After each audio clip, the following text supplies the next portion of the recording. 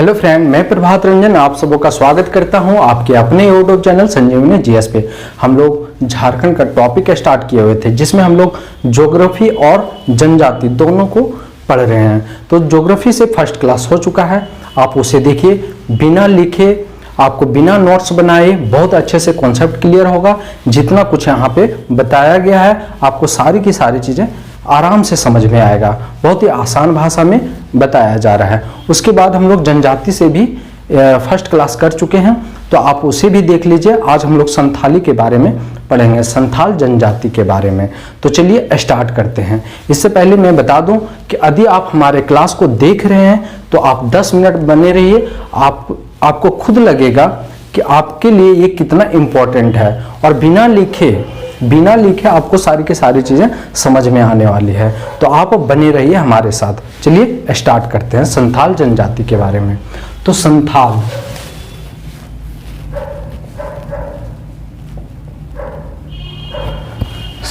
जनजाति जो है जनसंख्या में सबसे बड़ी जनजाति है। झारखंड में जनसंख्या में सबसे बड़ी जनजाति है।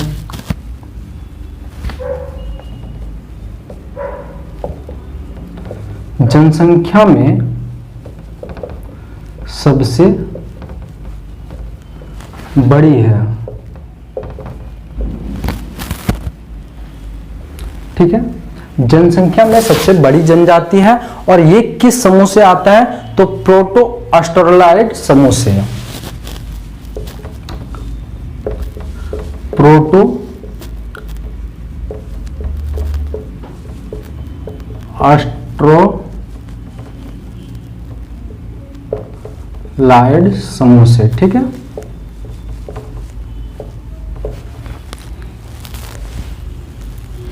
ये इससे बिलोंग करता है। इसका जो भाषा है यानी संथाली जनजाति का जो है, संथाल जनजाति, इसका भाषा क्या है? तो संथाली है। भाषा की यदि हम बात करें तो क्या है? संथाली। आप देख सकते हैं संथाल जनजाति जनसंख्या में सबसे बड़ी, प्रोटो ऑस्ट्रेलॉइड समूह से होता है। इसका जो भाषा है वो क्या है? संथाली है। इसका लिपि यदि हम बात करें, इसका एक अपना खुद का लिपि है, ठीक है। इस जनजाति का, संथाल जनजाति का खुद का अपना लिपि है जिसको बोलते हैं ओल चिकी लिपि, ठीक है। लिपि क्या है? ओल चिकी। ओल चिकी इसका लिपि हो गया। किसका? संथाल जनजाति का लिपि कौन सा है? तो ओल चिकी है। इसमें जानते हैं 12 गोत्र पाया जाता है। संथाल जनजाति में कितने गोत्र हैं? तो 12 गोत्र है, ठीक है। 12 गोत्र जिसको हमको याद करना पड़ेगा। जैसे आप यदि देखें तो 4 जनजाति जो भारत का, ये झारखंड का बहुत ही इंपॉर्टेंट है। जैसे संथाल हो गया, उरांव हो गया, हो गया, उसके बाद मुंडा हो गया। ये चारों जो है, इसमें एक भी चीज हमको छोड़ना नहीं है ताकि ये जेपीएससी तक काम में आ जाए, ठीक है। इसलिए ये चारों का हर चीज हमको याद रखना चाहिए। तो हम लोग 12 गोत्र भी इसका देखेंगे। इसका जो परिवार प्रणाली होता है वो कैसा होता है? तो पितृसत्तात्मक परिवार प्रणाली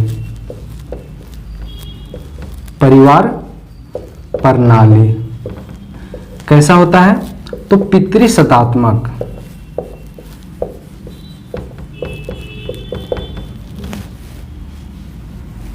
पितृसत्तात्मक इसका क्या हो गया?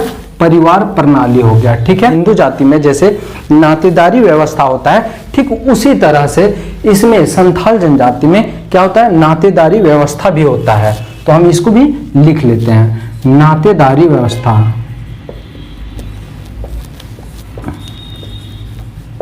ठीक है। ये हो गया नातेदारी व्यवस्था हो गया। किसमें? संथाल जनजाति में। यदि हम इसका बात करें, यदि 12 गोत्र जो होता है तो हम इसको 12 गोत्र को क्या याद तो नहीं हो सकता है, लेकिन दिमाग में इतना तो आराम से बैठ ही सकता है कि एग्जाम में यदि हम देखें ऑप्शन तो हम लगा सके। वैसे भी ऑब्जेक्टिव का दिया हुआ रहेगा आपका जेएसएससी में, सीजीएल में, तो आप इसे याद कर लीजिए, 2-4 बार पढ़ लीजिए दिमाग में ताकि बैठा रहे, ऑप्शन देख के आप कर पाए। तो 12 गोत्र जो पाया जाता है तो इसमें क्या है? 12 गोत्र मुर्मू, हांसदा सोरेन। मुर्मू, हांसदा सोरेन हो गया। हेम्ब्रम किस्कू बास्के, हेम्ब्रम किस्कू बास्के। उसके बाद हेम्ब्रम किस्कू बास्के ये हो गया। उसके बाद बेसरा पोरिया टुडू, बेसरा पोरिया टुडू। और है 3, कौन सा? चोड़े, गेंडुआर और मुंडारी। चोड़े, गेंडुआर और मुंडारी। ये इसका 12 गोत्र है। आप ऐसे इसको आद कीजिएगा। इसको आद करने का, दिमाग में बैठाने का एक ही तरीका है कि हम ऐसे आद कर लें। मुर्मू, हांसदा सोरेन, मुर्मू, हांसदा सोरेन, हेम्ब्रम किस्कू बास्के, बेसरा पोरिया टुडू। उसके बाद चोड़े, गेंडुआर, मुंडारी। इसको एक बार और हम देख लेते हैं। मुर्मू, हांसदा सोरेन, हेम्ब्रम किस्कू बास्के, बेसरा पोरिया टुडू, चोड़े, गेंडुआर और मुंडारी। ये 12 गोत्र हो गया। किसका? तो संथाल जनजाति में 12 गोत्र होता है, जो ये रहा आपके सामने। उसके बाद हम यदि बात करें तो इसको हम मिटा देते हैं। इतना तो आपको याद रहेगा ही। थोड़ा सा एक बार और देख लें। संथाल जनजाति जो जनसंख्या में सबसे बड़ी है, प्रोटो अस्ट्रलाइड समूह से आता है। भाषा इसका संथाली है और लिपि इसका ओलचिकी है। 12 गोत्र होते हैं। परिवार प्रणाली और पितृसत्तात्मक होता है। यानी परिवार प्रणाली जो है पितृसत्तात्मक, यानी कि जो पिता का होगा, जो संपत्ति होगा वो किसका होगा? बेटा का होगा, फिर उसका बेटा का होगा। यानी पितृसत्तात्मक इसका परिवार प्रणाली है। पितृवंशीय हम बोल सकते हैं।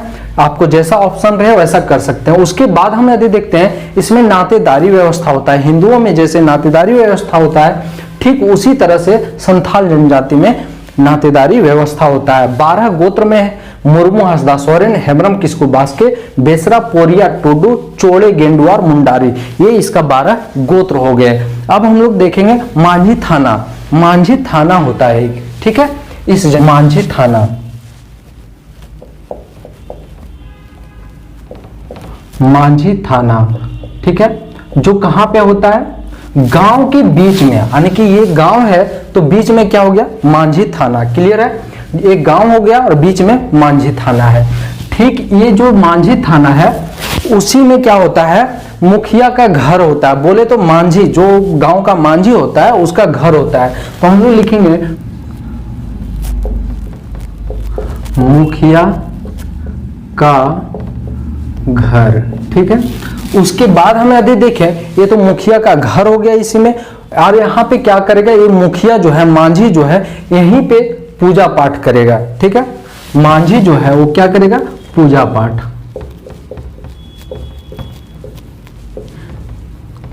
पूजा पाठ करेगा, ठीक है।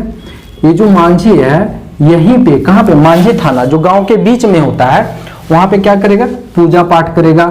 और ये मुखिया का घर कहां होता है? तो मांझी थाना के पास होता है, ठीक है। क्लियर है? मुखिया का घर कहां पे? मांझी थाना। मांझी क्या करेगा? पूजा पाठ करेगा, ठीक है। उसके बाद हम यदि देखें तो यहीं पे मांझी थाना में, जैसे गांव का जो पंचायत बैठेगा, यानी कि कोई विवाद होता है तो पंचायत बैठता है, तो कहां पे बैठेगा? मांझी थाना जो गांव के बीच है। आपको एकदम आराम से समझ में आना चाहिए। पंचायत का बैठक होगा, पंचायत का बैठक कहां पे होगा? तो मांझी थाना में ही होगा, ठीक है। पंचायत का बैठक। और मांझी हड़ाम बोंगा का निवास स्थान होता है ये मांझी थाना। किसका? मांझी हड़ाम बोंगा का निवास स्थान, निवास स्थान, ठीक है। यदि हम देखें तो मांझी हड़ाम बोंगा, मांझी हड़ाम बोंगा का निवास स्थान कहाँ होता है? तो मांझी थाना। मुखिया का घर, मांझी पूजा पाठ करता है। पंचायत का बैठक कहाँ होगा? मांझी थाना में। मांझी हड़ाम बोंगा का निवास स्थान कहाँ पे होगा? तो मांझी थाना में होगा। ठीक है, मांझी थाना कहाँ पे है? तो आपको पहले बताएं, गांव के बीच में है, लिख ही देते हैं। ठीक है, गांव के बीच में। ठीक है, ये हो गया। यानी कि मांझी थाना से कितना पॉइंट बना? 1 2 3 4 5। ये आपको याद रखना है, बहुत ही इंपॉर्टेंट है। ठीक है, उसके बाद यदि पति के बड़े भाई, ठीक है, पति के बड़े भाई से स्पर्श हो जाए तो एक प्रायश्चित करना पड़ता है, जोगा प्रायश्चित। ठीक है, क्या? जोगा, जोगा प्रायश्चित।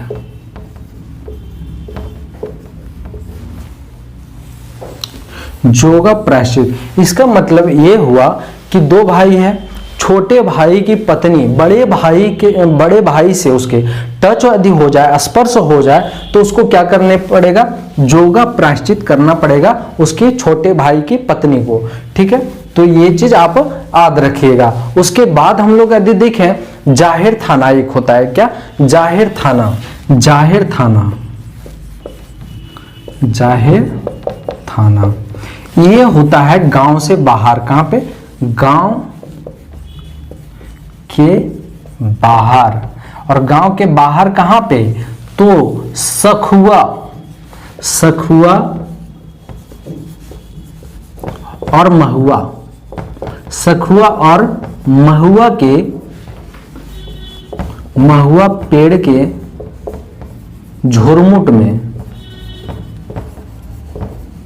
ठीक है, कहां होता है? सखुआ और महुआ पेड़ जो होता है उसके झुरमुट में ये जाहिर थाना होता है। ठीक है, और यहां पे जो है क्या होता है? तो जाहिर एरा, जाहिर एरा जो ग्रामीण देवता होता है। ठीक है, जाहिर एरा,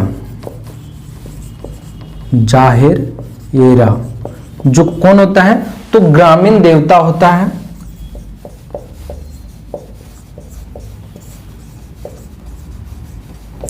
जाहिर एरा जो ग्रामीण देवता है, ये क्या करता है? वास करता है, यहीं पे रहता है। और इसके अतिरिक्त अन्य देवी देवता भी रहता है। इसके अतिरिक्त,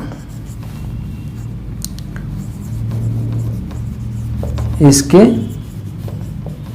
अतिरिक्त अन्य देवी देवता। ठीक है, ये चीज आप ध्यान रखिएगा, बहुत ही आसान है। मांझी थाना, मुखिया का घर होता है, मांझी जो जहां पे पूजा पाठ करता है, पंचायत का बैठक होता है, मांझी हड़ाम बोंगा का निवास स्थान होता है, गांव में, गांव के बीच होता है। कहां पे? ये मांझी थाना जो है गांव के बीच में होता है। उसके बाद हम देखें, पति के बड़े भाई से यदि स्पर्श हो जाता है तो वो क्या होता है? जोगा प्रायश्चित होता है। ठीक है, जाहिर थाना का जहां तक बात करें तो ये गांव के बाहर होता है। ठीक है, गांव से बाहर होता है। और सखुआ और महुआ के पेड़ के झुरमुट में वास करता है। कौन? ये जाहिर एरा, यानी कि जाहिर थाना जो होता है सखुआ और महुआ के पेड़ के झुरमुट में होता है, जहां पे जाहिर एरा ग्रामीण देवता वास करता है। और इसके अतिरिक्त भी देवी देवता वास करते हैं। चलिए, ये चीज कंप्लीट हो गया, अब इसको मिटा देते हैं। अब इनका सर्वोच्च देवता कौन होते हैं? सिंह बोंगा। सर्वोच्च देवता, सर्वोच्च देवता कौन होते हैं? सिंह बोंगा, सिंह बोंगा। ठीक है, सिंह बोंगा कौन हो गए? सर्वोच्च देवता हो गए। यदि हम पर्वत देवता का बात करें तो कौन है? मरांग गुरु। पर्वत देवता कौन हो गए इनका? तो मरांग गुरु, मरांग गुरु। ठीक है, इनका हो गया पर्वत देवता। जहां तक बात रहा इसका नायक, तो नायक को नायक जो है इसका क्या होता है, तो पवित्र विशेषज्ञ माना जाता है। ठीक है, पवित्र विशेषज्ञ, पवित्र विशेषज्ञ माना जाता है किनको, नायक को। यानी ये क्या काम करेगा, तो दुष्ट आत्माओं से ग्रसित लोगों का इलाज करेगा। दुष्ट आत्माओं से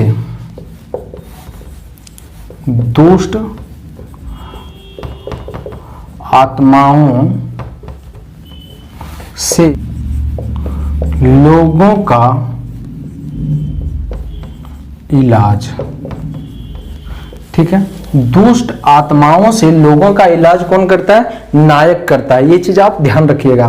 देखिए, सर्वोच्च देवता सिंह भोंगा, पर्वत देवता मरांग बुरुंग, नायक क्या काम करेगा, तो इसको स्थान जो मिला होता है पवित्र विशेषज्ञ के रूप में, यानी जो भी लोग भूत प्रेत से क्या होता है पीड़ित होते हैं उसका इलाज कौन करता है, तो नायक करता है। ठीक है, जो भी जादू टोना से पीड़ित हो जाता है उसका इलाज। ठीक है, उसके बाद हम बात करें इसका आजीविका। क्या, आजीविका,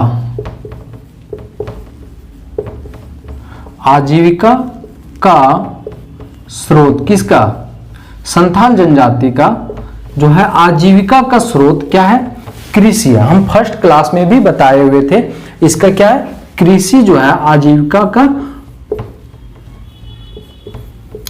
स्रोत है, कृषि। और कृषि जो है ये कृषि में जो है मुख्य फसल के रूप में धान को पैदा करता है। क्या, मुख्य फसल जो है क्या है, धान है। मुख्य फसल इनका धान हो गया, किसका, संथाल जनजाति का। उसके बाद यदि हम इसका भोजन का बात करें तो चावल, चावल इनका जो है मुख्य भोजन है। क्या, मुख्य भोजन। इसका हम पेय पदार्थ का बात करें, प्रिय पेय पदार्थ पीने के लिए जो होता है वो क्या है, पचोई, पचोई। ठीक है, ये हो गया प्रिय पेय इसका पचोई। अब पचोई क्या होता है, तो चावल का शराब होता है। ये जो पचोई है ना, ये क्या होता है, चावल का शराब होता है, चावल का शराब। ठीक है, चावल का शराब हो गया क्या, तो प्रिय पेय पचोई जिसको बोलते हैं वो चावल का शराब हो गया। यहां तक किसी प्रकार का दिक्कत नहीं होना चाहिए। चलिए इसको मिटाते हैं, फिर आगे हम लोग चलते हैं। संथाल जनजाति में गोदना का प्रचलन है। क्या, गोदना, गोदना का प्रचलन। ठीक है, गोदना का प्रचलन संथाल जनजाति में है, जिसमें पुरुष क्या करता है, बाएं हाथ में गोदना गुदवाता है, जैसे सिक्का। ठीक है, पुरुष जो होता है, पुरुष बाएं हाथ में, ठीक है, क्या करता है, ठीक है, सिक्का का चिन्ह, सिक्का का चिन्ह। ठीक है, सिक्का का चिन्ह जो है पुरुष क्या करता है, बाएं हाथ में गोदना के रूप में लेता है। यदि ये सिक्का का चिन्ह नहीं लेता है, कौन, पुरुष, यदि सिक्का का चिन्ह जो है नहीं लेता है तो बिना चिन्ह वाले पुरुष से, बिना चिन्ह वाले पुरुष से जो सिक्का का गोदना के रूप में जो सिक्का का चिन्ह होता है, यदि पुरुष बाएं हाथ में न ले तो उसके साथ जो ये संथाल जनजाति में है महिलाएं शादी विवाह नहीं करेगी। ठीक है, नहीं ले तो उसके साथ क्या होगा, साथ लड़की विवाह नहीं करेगी। ये इसका प्रचलन है, किसका, संथाल जनजाति का। गोदना का प्रचलन है, पुरुष बाएं हाथ में गोदना लेगा सिक्का के रूप में, बिना चिन्ह वाले यानी सिक्का का चिन्ह यदि नहीं है तो उसके साथ लड़की विवाह नहीं करेगी। बस इतना आपको याद रखना है इसके बारे में। विवाह देखें, क्या विवाह, तो समगोत्रीय विवाह जो होता है यानी कि एक ही गोत्र में विवाह जो है वर्जित माना जाता है, यानी कि अपराध के रूप में, गंभीर अपराध के रूप में देखा जाता है। क्या, समगोत्रीय विवाह। समगोत्रीय विवाह जो है क्या है, तो गंभीर अपराध है, गंभीर अपराध है। ठीक है, गंभीर अपराध के रूप में माना जाता है किसको, समगोत्रीय विवाह को। इसमें जो विवाह होता है सबसे मुख्य है कौन सा, किरिंग बापला। किरिंग बापला सबसे मुख्य विवाह होता है, कौन सा, किरिंग बापला। ठीक है, उसके बाद हम देखें किरिंग जमाई इतूत। किरिंग जमाई, एक होता है इतूत। इतूत टुनकी और कौन सा, तो दीपिल बापला। दीपिल बापला ये क्या होता है, विवाह होता है। विवाह का रूप है घर दी जमाई। घर दी जमाई यानी जमाई क्या होता है, तो घर में आकर के यानी लड़की के घर में ही आकर के रहने लगता है इसमें। ठीक है, उसके बाद होता है एक सेवा विवाह, सांगा विवाह। ठीक है, सेवा विवाह, विवाह और एक होता है सांगा विवाह। सांगा विवाह। ठीक है, इतना सारा चीज विवाह के बारे में याद रखिएगा। जैसे विवाह क्या हो गया, समगोत्रीय विवाह यदि होता है तो गंभीर अपराध के रूप में माना जाएगा। इसमें जो विवाह का प्रकार है, किरिंग बापला, किरिंग जमाई, इतूत हो गया, टुनकी हो गया, दीपिल बापला, घर दी जमाई, सेवा विवाह और सांगा विवाह। इतना सारा विवाह का प्रकार है। ठीक है, किसका, संथाल जनजाति का। आप ये चीज याद रखिएगा। उसके बाद हम देखें वर पक्ष से कन्या पक्ष को क्या दिया जाता है, वधु मूल्य, जिसको क्या बोलते हैं, पौन बोलते हैं। वर पक्ष द्वारा कन्या पक्ष को, कन्या पक्ष को क्या दिया जाता है, तो वधु मूल्य। वधु मूल्य, वधु मूल्य को क्या बोलते हैं, तो पौन बोलते हैं। याद रखिएगा, पौन बोलते हैं। ठीक है, उसके बाद हम लोग क्या करेंगे, इसके बारे में कुछ पर्व त्योहार देख लेते हैं। इसका क्या है, पर्व। पर्व जो होता है इसका बा पर्व, सोहराय, सरहुल, ये सारा चीज मनाया जाता है। जैसे बा पर्व, सोहराय, सोहराय, सरहुल,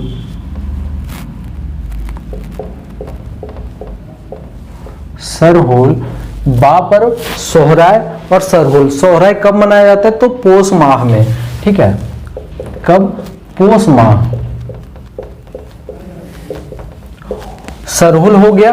उसके बाद करम बंधना एरोक,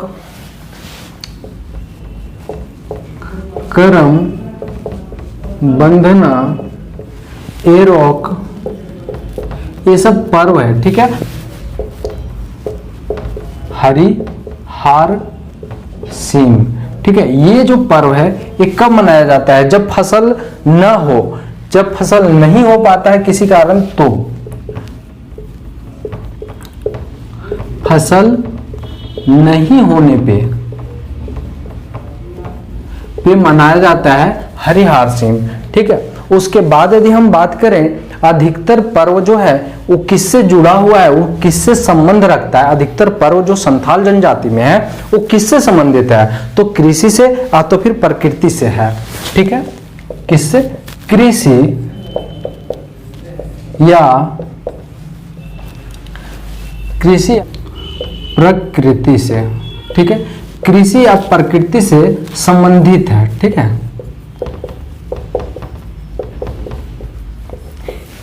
ये चीज आप ध्यान रखिएगा। चलिए यहाँ तक आप कंप्लीट कर लिए होंगे। पर्व जो है बापर्व, सोहराय, सरहुल, करम वंदना, पोष माह, एरोख, हरिहार सिंह जो फसल नहीं होने पे मनाया जाता है हरिहार सिंह, सोहराय जो है पोष माह में मनाया जाता है। पर्व जो है प्रकृति या कृषि या प्रकृति पे आधारित होता है, संबंधित होता है। तो चलिए ये चीजें आपको समझ में आ गई होगी बड़ी आसानी से। इसको मिटा करके आगे हम लोग देखते हैं। हम संथाल जनजाति में इसकी पहली सामाजिक इकाई की बात करें, क्या पहली सामाजिक इकाई का बात करें तो वो होता है आप क्या परिवार। परिवार होता है इसका पहली सामाजिक इकाई। ठीक है, यदि हम ग्राम का बात करें और पंचायत की बात करें तो ग्राम में क्या होता है, ग्राम में एक पंचायत होता है। समझने का कोशिश करना है। ठीक है, पंचायत होता है जिसका कौन होता है, प्रमुख जो होता है, इसका जो पंचायत का प्रमुख जो होगा वो कौन होगा, मांझी। प्रमुख जो होगा कौन होगा, मांझी। ठीक है, आपको वर्ड पे ध्यान रखना है। ये क्या होता है, पंचायत का सभापति। ठीक है, कौन होता है, तो मांझी। यानी कि संथाल जनजाति में जो पंचायत होता है उसका प्रमुख मांझी होता है और मांझी क्या होता है, पंचायत का सभापति होता है। ठीक है, और इसका काम क्या होता है, प्रशासनिक एवं न्यायिक व्यवस्था को देखना। एक काम होता है किसका, मांझी का। ठीक है, प्रशासनिक एवं न्यायिक व्यवस्था को देखना ये काम करता है मांझी। और ये क्या करता है, यदि प्रशासनिक और न्यायिक व्यवस्था यही देखेगा, यानी कि विवाद का निपटारा होगा। यानी कि गांव में किसी प्रकार का यदि विवाद होता है, दो लोगों के बीच लड़ाई झगड़ा या किसी तरह का विवाद होता है तो वो कौन सुलझाएगा, मांझी सुलझाएगा। तो हम लिख सकते हैं विवादों का निपटारा, विवादों का निपटारा। ठीक है, कौन करेगा, तो वो मांझी करेगा। ठीक है, विवादों का निपटारा। उसके बाद जो होता है मांझी का सहायक, मांझी का सहायक कौन होता है, आपको पता होगा परमानिक होता है। कौन होता है, परमानिक, परमानिक। ठीक है, एक और सहायक होता है मांझी का सहायक, कौन हो गया, परमानिक, जिसको बोला जाता है यूप प्रधान। जो कौन होता है, यूप प्रधान होता है। यानी कि मांझी के बाद यही कामकाज देखरेख करेगा यूप प्रधान। ठीक है, ये हो गया परमानिक। मांझी का एक और सहायक होता है जोगा मांझी, जोगा मांझी। ठीक है, यहाँ पे आप सहायक कर लीजिएगा, सहायक। ठीक है, ये भी सहायक ही है। ठीक है, ये जो जोगा मांझी है कौन होता है, एक और सहायक होता है किसका, मांझी का होता है। और इसका काम ढेर सारा है। कौन सा, तो ढेर सारा काम में हम देखें तो लोगों पर ये नजर रखता है। यानी कि समाज के जो लोग होते हैं, समाज के जितने भी लोग होते हैं गांव के, उसका उस पर नजर कौन रखता है, तो जोगा मांझी रखता है। यानी कि कोई गलत ना करे, किसी प्रकार का समाज में बुराई ना फैलाए, उसका ध्यान रखेगा जोगा मांझी। यानी कि समाज ये लोगों पे नजर रखना, लोगों पे नजर रखना। ठीक है, ये किसका काम हो गया, तो जोगा मांझी का काम हो गया। जोगा मांझी विवाह समस्या भी सुलझाता है। क्या करता है, तो विवाह का समस्या सुलझाना, सुलझाने का काम करता है। कौन, तो जोगा मांझी करता है। यानी कि किसी प्रकार का यदि विवाद हो गया विवाह में, तो तो वो कौन सुलझाएगा? जोगा मांझी सुलझाएगा। तो उसके बाद भी ये क्या करता है, आपको पहले भी बताया, युवक और युवती का सरदार कहा जाता है जोगा मांझी। युवक युवती का सरदार, ठीक है। उसके बाद यदि हम देखें, युवक युवती का सरदार हो गया। उसके बाद हमें जोगा मांझी का यदि अनुपस्थिति रहा, उपस्थित न रहा, तो इसका काम कौन करेगा? परमाणिक काम करेगा। यदि अनुपस्थित रहा, अनुपस्थित रहा तो काम कौन करेगा? काम कौन करेगा? तो वो करेगा परमाणिक, ठीक है। ये चीज आप ध्यान रखिएगा। जैसे अनुपस्थित यदि जोगा मांझी है तो उसका काम कौन कर देगा? परमाणिक कर देगा। उसके बाद हम बात करते हैं, एक होता है गोणित। कौन होता है? गोणित, ठीक है। गोणित, गोणित क्या करता है? समाज में किसी प्रकार का यानी संदेश यदि पहुंचाना हो कर्मचारियों तक, तो वो काम कौन करेगा? तो गोणित करेगा। यानी कि आप लिख सकते हैं सूचना एकत्र करके अधिकारियों को देना, सूचना एकत्र करके अधिकारियों को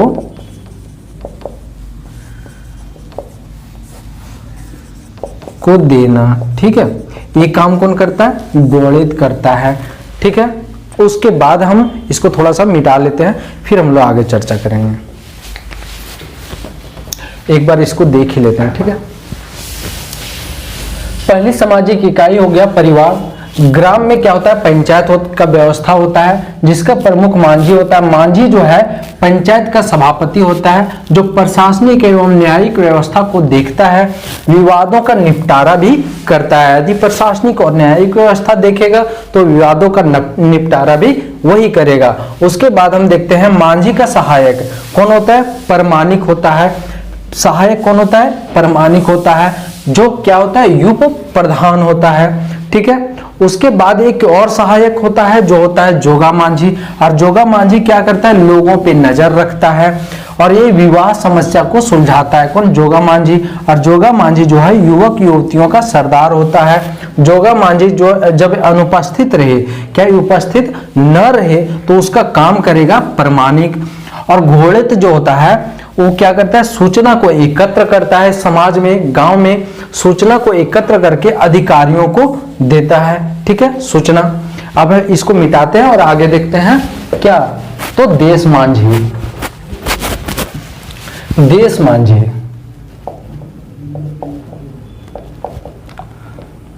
देश मांझी क्या करता है? तो देश मांझी जो है सबसे पहले 5 से 8 गांव मिलकर के बनता है। 5 से 8 गांव मिलकर के क्या बनता है? तो देश मांझी बनता है संथाल जनजाति में। और ये क्या करेगा? तो ये जो गांव, जो विवाद गांव में ना निपटे, उसको कौन देख रेख करेगा? उसका निपटारा करेगा देश मांझी। यानी देश मांझी 5 से 8 गांव मिलकर के बनता है। जो विवाद गांव के पंचायत में ना निपटे, उसका निपटारा कौन करेगा? देश मांझी करेगा। एक होता है परगना, परगना, ठीक है, सबसे उच्च स्तर का होता है। ये जो परगना है ये 15 से 20 गांव मिलकर के बनता है। 15 से 20 गांव, ठीक है, 15 से 20 गांव मिलकर के क्या बन गया? परगना। और इसका जो प्रधान होगा वो कौन होगा? प्रधान, वो कौन होगा? तो उसका, इसका जो प्रधान होता है वो परगनेत कहलाता है। क्या? परगनेत, परगनेत, ठीक है। इसका जो प्रधान हो गया वो परगनेत, यानी परगना ये हो गया जो 15 से 20 गांव मिलकर के बना, उसका प्रधान परगनेत कहलाता है। अब हम इसमें देखते हैं जो यानी कि एक से अधिक, परगनेत क्या करता है? तो एक से अधिक जो विवाद खड़ा होता है, एक से अधिक गांवों का विवाद, ठीक है, एक से अधिक गांवों का विवाद गांव के विवाद का निपटारा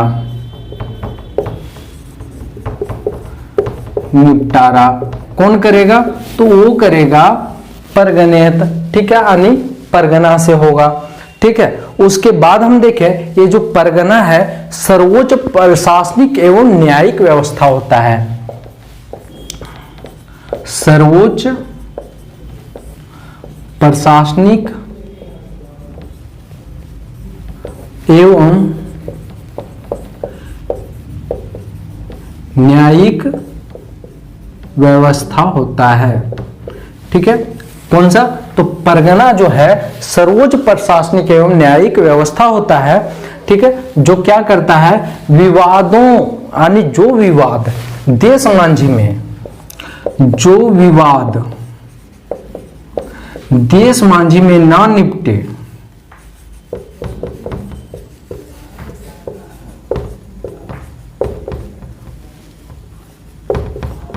उसका निपटारा कौन करता है?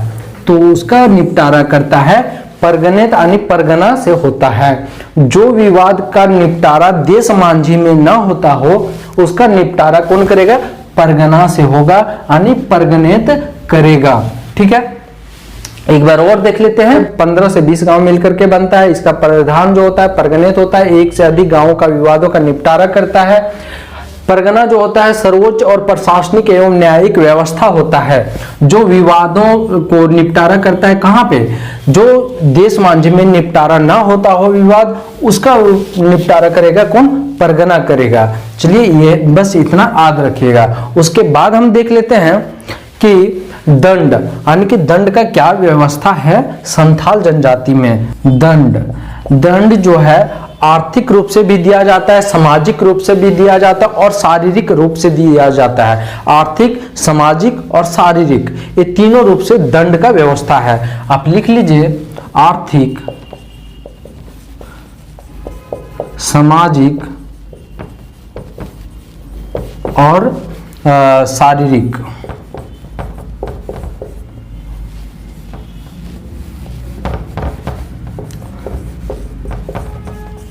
शारीरिक के तीनों प्रकार के दंड दिया जाता है, ठीक है इसमें।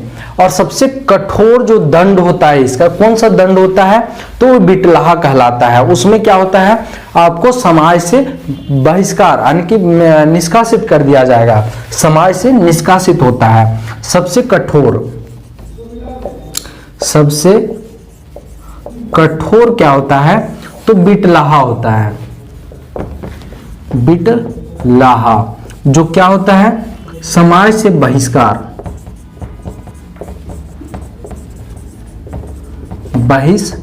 होता है, ठीक है, समाज से बहिष्कार। उसके बाद हम देखें कि छोटे अपराध में दंड क्या है?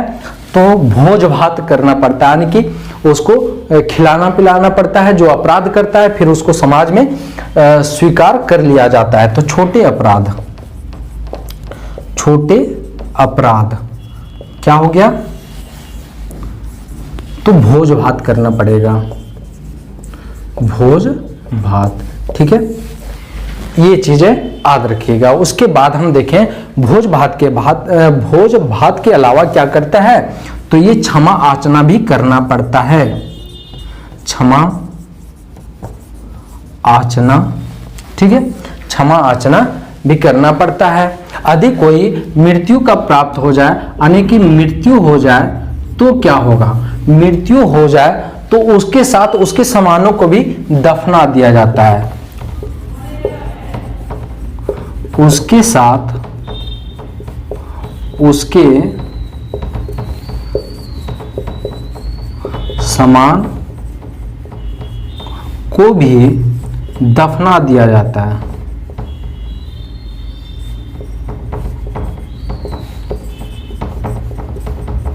ठीक है, ये चीजें आप ध्यान रखिएगा।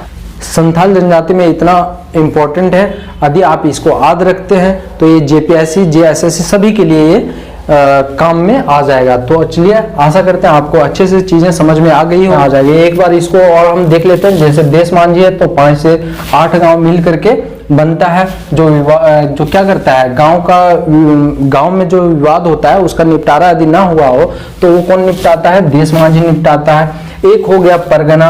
परगना कितने से बना हुआ, 15 से 20 गांव मिलकर के, जिसका प्रधान होता है परगनेत। एक से अधिक गांवों का विवाद का निपटारा कौन करेगा, परगनेत करेगा। यदि हम परगना का और बात करें तो ये सर्वोच्च प्रशासनिक एवं न्यायिक व्यवस्था होता है, जो क्या करता है, जो देश माझी में विवाद न निपटे वो कौन निपटाएगा, परगना निपटाएगा। उसके बाद हम दंड की व्यवस्था की बात करें तो इसमें आर्थिक, सामाजिक और शारीरिक दंड दिया जाता है। सबसे कठोर दंड की बात करें तो बिटलाहा हो गया, जो समाज से बहिष्कार किया जाता है बिटलाहा के द्वारा।